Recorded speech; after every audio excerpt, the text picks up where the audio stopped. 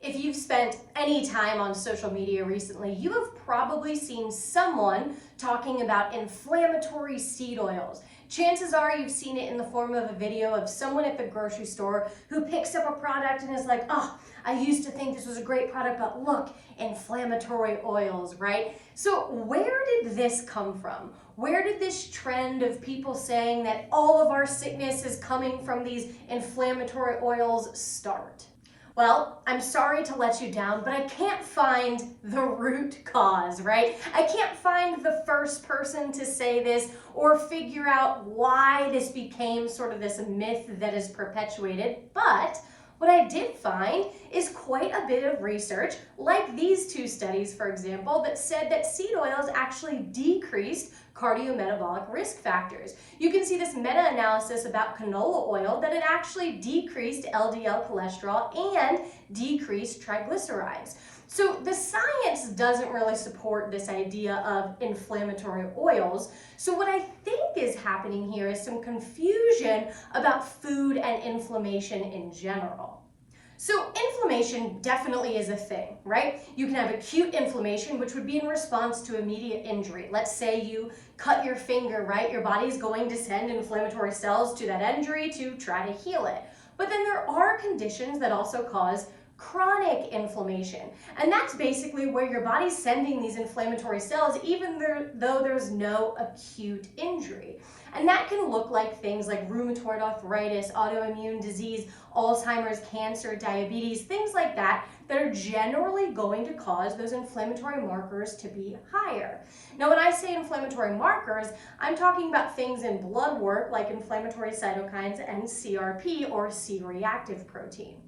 Now, what's interesting about this is those, again, are response to acute or chronic inflammation, but there's no one food that causes those same responses.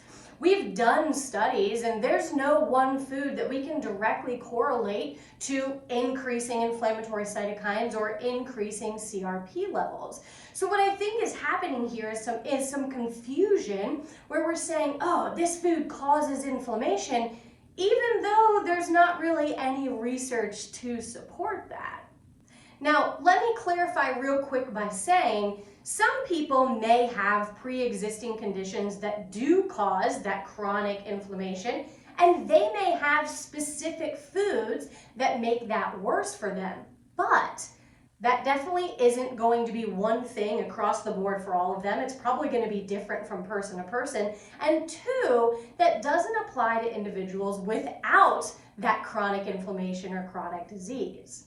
What all of this is also leaving out is seed oils as a part of a balanced diet. If you're eating a wide variety of different oils, let's say you use canola oil sometimes, olive oil other times, butter, avocado oil, whatever, that really eliminates this whole idea that it's going to cause an issue because it's a part of an otherwise balanced diet.